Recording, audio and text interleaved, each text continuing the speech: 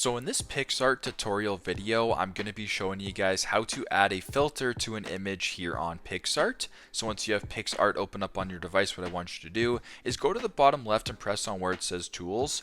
Then once you're here, there's a whole bunch of different options you can select from, but we actually don't want to use this. For example, we want to exit out of this and actually go to where it says Effects. So right in between where it says Text and Tools, simply just press on Effects. Then once you're here, what you can either do now is just simply just swipe this all the way across and change the effects. So if you wanted to go into HDR1, you can do that.